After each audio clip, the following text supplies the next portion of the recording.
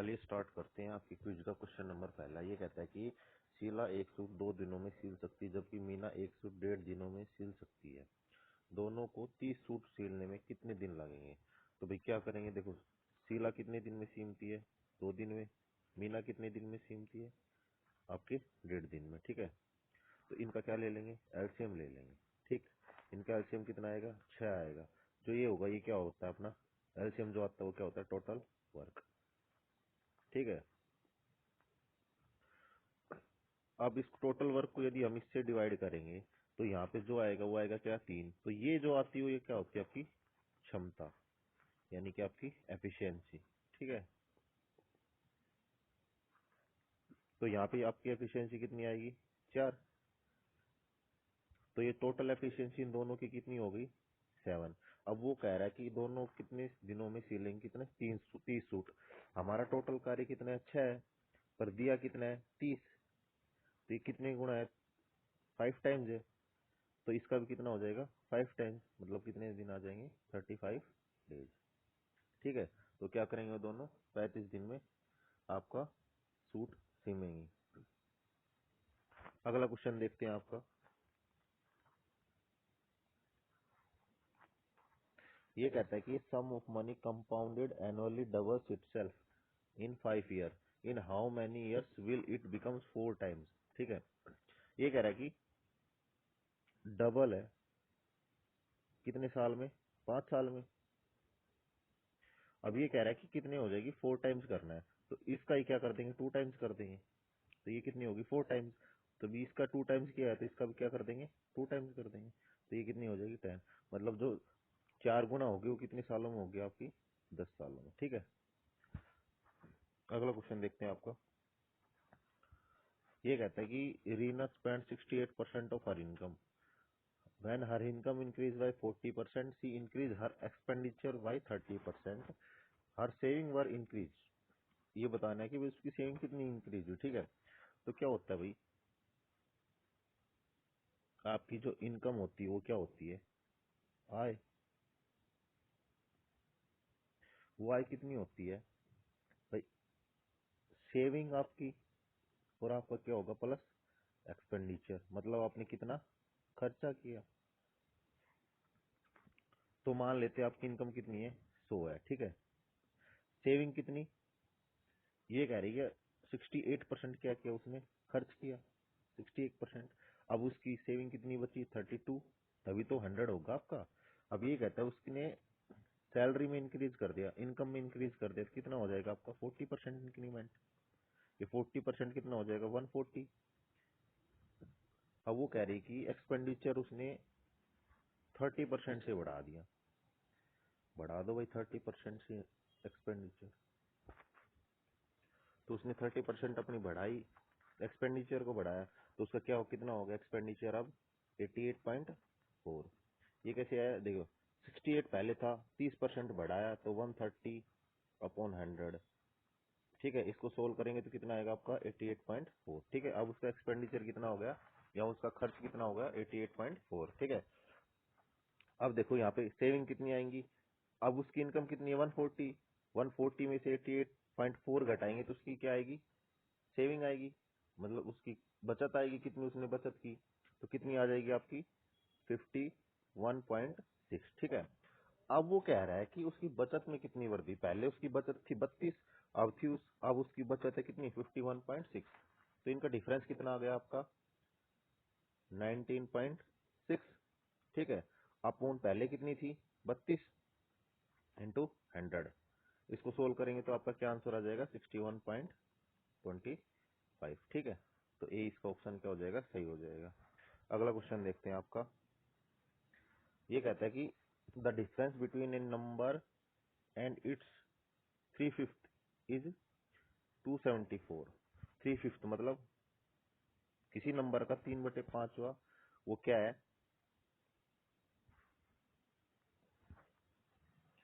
क्या उसका डिफरेंस है वो कितना है? 274। ठीक है, अब उसका बताना है क्या है? 20% बताना है। अब देखो सबसे 20% क्या आता है? फ्रैक्शन 1/5। ठीक है, मैं क्या कहता हूँ, जो नंबर नीचे दिया होता है ना उसी को क्या मान लो? ओरिजिनल नंबर मान लो आपका, ठीक है, वास्तविक नंबर। तो मैंने मान लिया कि 5 ही वो नंबर है। अब 5 का 20% कितना होगा? 1/5। क्या करेंगे? 1 आएगा, मतलब हमें किसकी वैल्यू निकालनी? 1 की। तो अब देखो इन दोनों का डिफरेंस कितना है? 2। मतलब 2 की वैल्यू कितनी दे रखी है? 274। उसने कहा है कि भाई जो संख्या है और उसके 3/5 भाग के मध्य अंतर, ठीक है।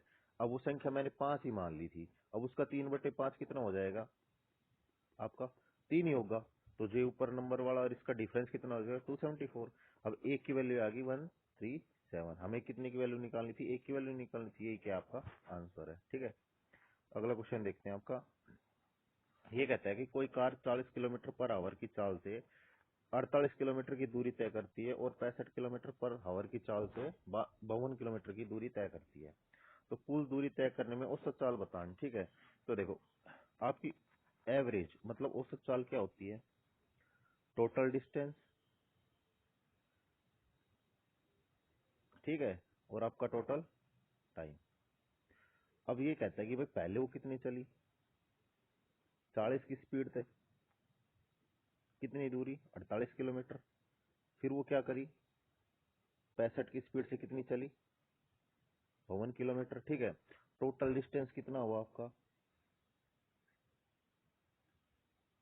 48 और 52, 48 प्लस 52, ठीक है। टोटल टाइम कितना होगा? स्पीड बराबर क्या होती है? Distance upon time. टाइम क्या हो जाएगा आपका? डिस्टेंस अपॉन स्पीड, मतलब दूरी बटे समय, ठीक है। दूरी बटे चाल, समय तो हमने निकाला है ना, दूरी बटे चाल, ठीक है। तो टाइम कितना हो जाएगा? दूरी कितनी है भाई? 40 है। 48 दूरी और चाल कितनी है आपकी? 40 है। तो 48/40 प्लस में ये क्या हो जाएगा? 52/65, ठीक है। इसको सोल्व करेंगे तो आपका कितने आएगा? 50, ठीक है। तो आपकी कितना हो जाएगी औसत चाल? 50।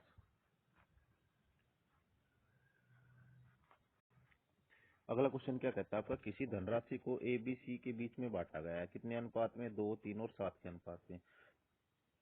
यदि बी का हिस्सा 15,000 है, बी का हिस्सा है 15,000, मतलब बी की वैल्यू कितनी है? 3। तो मतलब 3 की वैल्यू कितनी दे दी इसने? 15,000, ठीक है। तो कहता है कि बी और सी के हिस्से में अंतर, बी और सी में कितना डिफरेंस है आप ही बताओ। 3:7 है। ये क्या आपका बी है, ये क्या है सी है। इनका डिफरेंस कितना है? 4। मतलब 4 की वैल्यू निकालनी है हमने। 3 की वैल्यू 15,000 है, एक की वैल्यू कितनी आ जाएगी आपकी? 5,000। 4 की वैल्यू कितनी आ जाएगी? 4 से मल्टीप्लाई कर दो, 5 चौक 20, 20,000, ठीक है। ये क्या आ जाएगा आपका?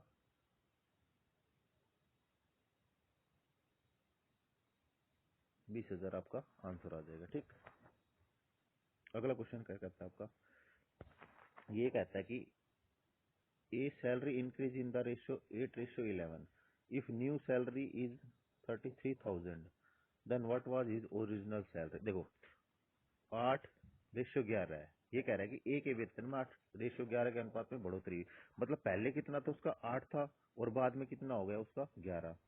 अब ये कह रहा है यदि उसका नया वेतन मतलब 11 की जो वैल्यू है ना वो कितनी दी आपको? 33,000, ठीक है। तो एक की वैल्यू कितनी हो जाएगी आपकी? 3,000। तो ये पूछना उसका मूल वेतन मतलब जो उसका पहले जो वेतन था वो कितना था? तो उसका पहले कितना था? 8। एक की वैल्यू 3,000 है तो 8 की कितनी हो जाएगी? इसको 8 से मल्टीप्लाई कर दो, ठीक है। कितने हो जाएगा? 24,000, 24,000, ठीक। तो ये क्या हो जाएगा आपका आंसर? सी। चलिए अगला क्वेश्चन देखते हैं। ये कहता है कि वरुण और श्याम किसी काम को 3 दिन में पूरा करते हैं। वरुण और श्याम किसी काम को 3 दिन में पूरा करते हैं। श्याम और अनिल क्या करते हैं भाई? 4 दिन में। अनुल अनिल और वरुण ये क्या करते हैं? उसको 6 दिन में करते हैं। तो अनिल अकेले इस काम को कितना दिन में पूरे करेगा ये बताना है आपको। तो चलिए क्या करते हैं, इसका एलसीएम लेते हैं हम तीनों का। क्या आएगा? 12, क्योंकि तीनों से डिवाइड हो जाता है 12, इसलिए वो इसका एलसीएम हो जाएगा। अब देखो ये क्या हो गया आपका? टोटल काम, टोटल कार्य। अब यहाँ पे जो आएगी वो क्या आएगी? एफिशिएंसी आएगी। 12 को 3 से डिवाइड करेंगे तो कितना आएगा 4। यहाँ पे कितनी आएगी 3 आएगी। यहाँ पे 12 को 6 से डिवाइड करेंगे तो क्या आएगी 2 आएगी। ठीक है, तो ये आ गई इनकी, क्या आ गई एफिशिएंसी। तो इनकी एफिशिएंसी क्या हो जाएगी, वरुण और श्याम प्लस में श्याम और अनिल प्लस में अनिल और वरुण 4। अब देखो ये वरुण 2 बार काउंट हुआ, अनिल भी 2 बार काउंट हुआ और श्याम भी 2 बार काउंट हुआ। ठीक है, तो 4 प्लस 3 प्लस 2 ये कितनी आ गई इनकी 9। पर ये कितनी बार काउंट, ये 2 बार काउंट किए, तो इनको सिंगल में कितनी आ जाएगी 9/2। मतलब वरुण प्लस अनिल और प्लस श्याम, ये आ गई इनकी टोटल। अब कह रहा है कि भाई हमें क्या पता है किसकी निकालनी है, अनिल। अनिल अकेला उस काम को कितने दिन में कर देगा। यदि हमें अनिल की एफिशिएंसी पता चल जाए तो हम क्या निकाल सकते हैं उसका आंसर। तो देखो ये अनिल है, तो यहाँ पे देखो वरुण और श्याम इनकी एफिशिएंसी कितनी है 4। वरुण और श्याम की एफिशिएंसी 4 है, 9/2। ए की एफिशिएंसी कितनी आ जाएगी अनिल की आपके 9/2 -4 1/2। हमारा काम कितना है टोटल 12, इसको डिवाइड कर देंगे 1 इसकी एफिशिएंसी से अनिल की से कितनी है 1/2, तो कितना आ जाएंगे 24 डेज। ये क्या आ जाएगा आपका आंसर आ जाएगा। ठीक है, अगला क्वेश्चन देखते हैं। ये कहता है कि the profit earn after selling an article this is same as loss incurred after selling the article for रुपए दिस द प्रॉफिट परसेंटेज। देखो सबसे पहली बात मैं क्या कहता हूँ कि भाई ये आपका क्या है सीपी है, क्रय मूल्य है आपका। ठीक है, अब इस साइड बेचेंगे तो प्रॉफिट होगा, मतलब उसने 8,579 का बेचा तो उसको प्रॉफिट हुआ। और यदि वो बेचता है कितने में 6341 में, ठीक है, तो उसका क्या होगा लॉस होगा। पर यहाँ पे जो लॉस हुआ है और यहाँ पे जो प्रॉफिट हुआ है ये क्या है, दोनों सेम है। तो ओबियसली बात है ये दोनों सेम है, तो यहाँ भी जितना होगा वहां भी इतना ही होगा। तो मैं क्या करता हूँ इन दोनों का डिफरेंस, इन दोनों नंबर का डिफरेंस निकाल लेता हूँ। कितना आएगा, ये आ जाएगा आपका 22,238 रुपए। ठीक है, अब देखो ये क्या है इन दोनों का है, मतलब ये भी एक है ये भी एक है, तो 2 की वैल्यू कितनी है 2238, तो 1 की वैल्यू कितनी हो जाएगी 1119। ठीक है, अब देखो ये तो क्या आ गया आपका सीपी और एसपी का डिफरेंस। अब हमें एसपी पता है कितना 6341 है, तो आपका सीपी कितना आ जाएगा, इसमें क्या कर देंगे इसको ऐड कर देंगे 1119 को।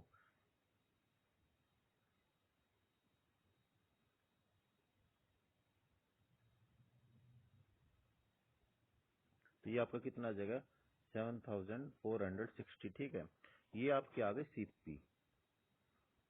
ठीक, अब हमें सीपी पता है, एसपी और सीपी का डिफरेंस पता है, तो प्रॉफिट परसेंटेज निकाल सकते हैं। तो कितना आ जाएगा आपका 1119/7460, ये आपका प्रॉफिट इंटू 100। ठीक है, सोल्व करते हैं इसको, क्या करेंगे इसको 2 से करेंगे तो कितना आएगा आपका 373।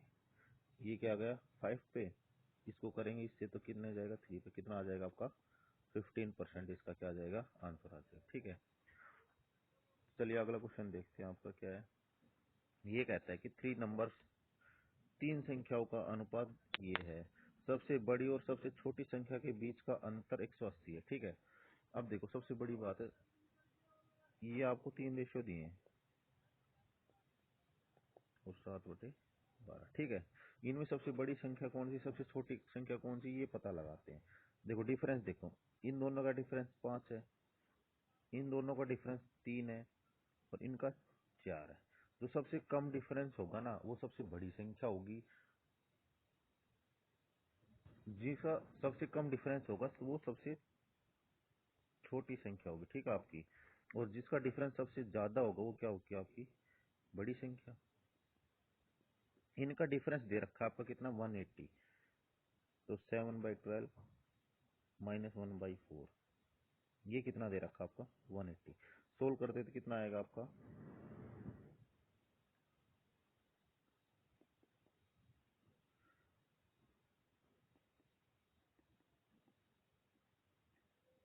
एक की वैल्यू कितनी आ जाएगी आपकी 540, ठीक है। एक की वैल्यू कितनी आ जाएगी आपकी 540। तीनों का योगफल बताना है, इन तीनों को जोड़ देते हैं, कितना आ जाएगा आपका, जोड़ेंगे तो 5/9 प्लस 7/12, एलसीएम कितना आ जाएगा 36, 9, 20 प्लस 21, ये क्या आ गया आपका 50/35। तो इसकी वैल्यू बतानी, 50/35 की वैल्यू करेंगे तो क्या हो जाएगा, एक की वैल्यू 540 है, इसको गुणा कर देंगे 540 से, तो करेंगे क्या आएगा आपका, ये 9 से जाएगा, ये 6 पे, ये 2 पे जाएगा, ये 3 पे, 2 एकम 2 और ये 25, ठीक है। तो ये आपका कितना आएगा 750 आंसर। ये ऑप्शन क्या हो जाएगा आपका आंसर हो जाएगा, ठीक है। अगला क्वेश्चन देखते हैं आपका, ये कहती है रीता अपनी मासिक आय का 25% घर के किराए तथा शेष राशि का 30% भोजन पर व्यय करती है। हमने क्या किया, उसकी मासिक आय कितनी है, तो मान लिया हमने, उसका क्या करती है 25%, उसका 1/4, 25% क्या होता है आपका 1/4, तो इसका 1/4 कितना हो जाएगा 25। ये करती है 25 क्या करती है, घर पे खर्च करती है, किराए पे। शेष राशि, अब 100 में से 25 गए तो कितना बचेगा 75। शेष राशि का 30%, इसका 30% निकाल लेते हैं, ठीक है। ये 5 2 टाइम्स पे गया, ये 15 पे, ये कितना आ जाएगा 45/12। ये करती है आपको, उसको भोजन पे व्यय करती है, ठीक है, खर्च करती है। और वो कहता है कि वो 5,225 रुपये बचाती है। अब देखो उसने खर्च कितना किया, टोटल ये खर्च कर दिया, तो टोटल खर्चा कितना है उसका 25 प्लस में 45/2, कितना आ जाएगा 95/2, ठीक है। ये उसका कितना आ गया टोटल खर्चा। अब उसने बचाया कितना, भाई हमारे पास स्टार्टिंग कितनी थी 100, 100 में से क्या कर देंगे 95/2 को घटा देंगे, तो कितना आ जाएगा 105/2। इसकी वैल्यू कितनी दे रखी है आपकी 5,250, तो एक की वैल्यू कितनी आ जाएगी आपकी 5,250/105 इंटू 100 इंटू 2, ठीक है। ये कितने पे जाएगा 5 पे,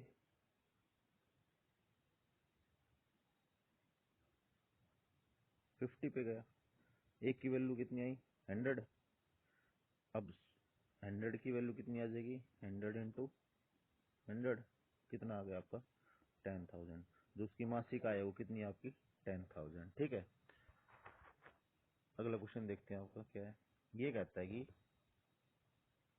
92 किलोग्राम गेहूं बेचने से, देखो 92 किलोग्राम गेहूं बेचने से बेच रहा है वो, तो कितना आ गया आपका एसपी कितना हो गया, मतलब आपका विक्रय मूल्य कितना हो गया,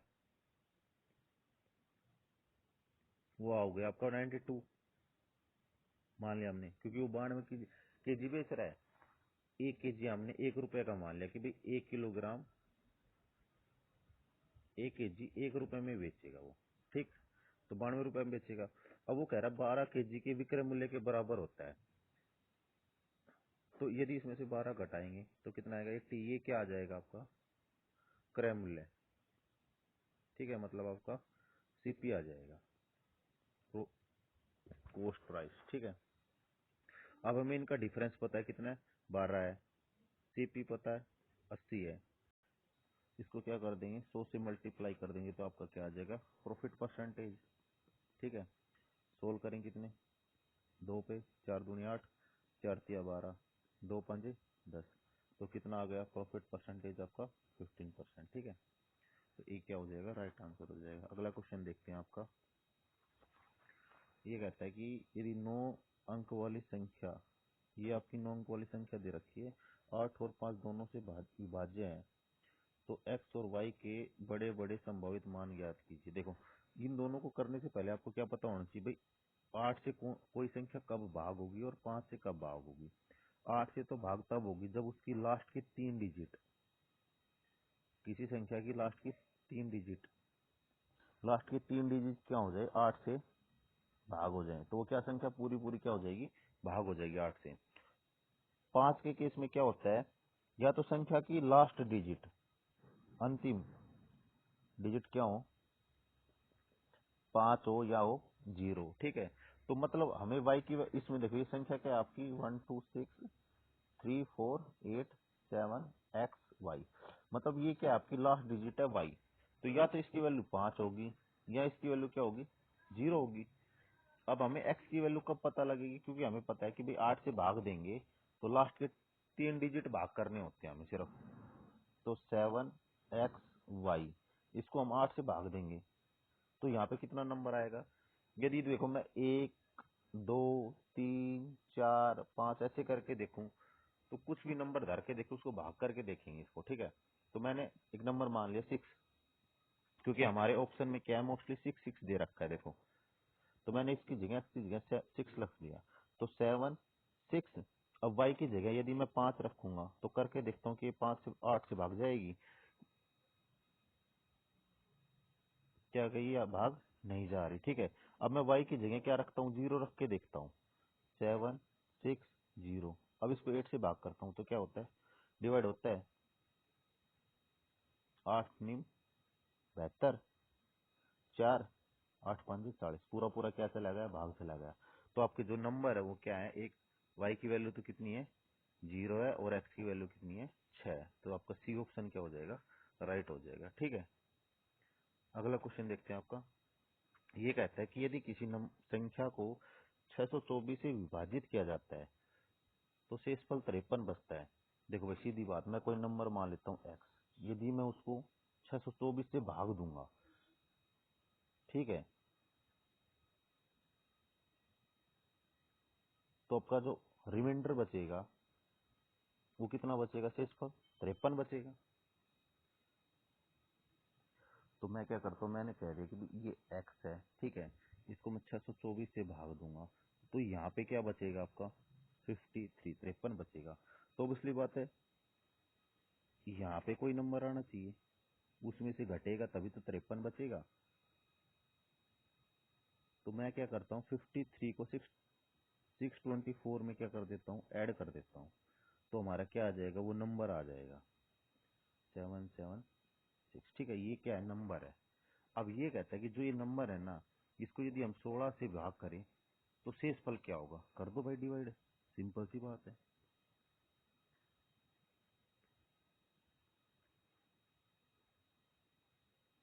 4 पे जाएगा, 2 पे जाएगा, कितना बच गया आपका रिमाइंडर, 5, तो 5 क्या हो जाएगा, आपका आंसर हो जाएगा। ठीक है, अगला क्वेश्चन देखते हैं आपका। ये क्वेश्चन कहता है कि एक दुकानदार 2 रेफ्रिजरेटर सेट समान मूल्य पर बेचता है, मतलब दोनों का क्या है भाई, सेलिंग प्राइस, आपका विक्रय मूल्य क्या है भाई, सेम है। ठीक है,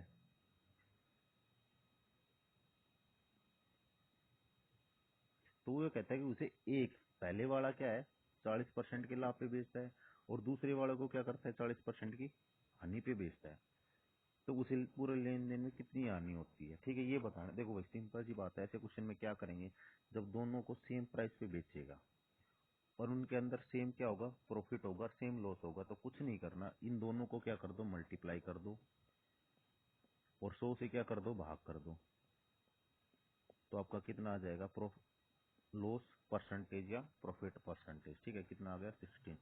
ये क्या हो जाएगा आपका राइट आंसर। ठीक है, अगला क्वेश्चन देखते हैं आपका। बस भाई इतने क्वेश्चन थे आपके क्विज में शायद, तो ये उसका आंसर, यदि आपको अच्छे लगे हो तो चैनल को सब्सक्राइब कर देना, लाइक करो, डिसलाइक करो, ये आपकी मर्जी है। Thank you.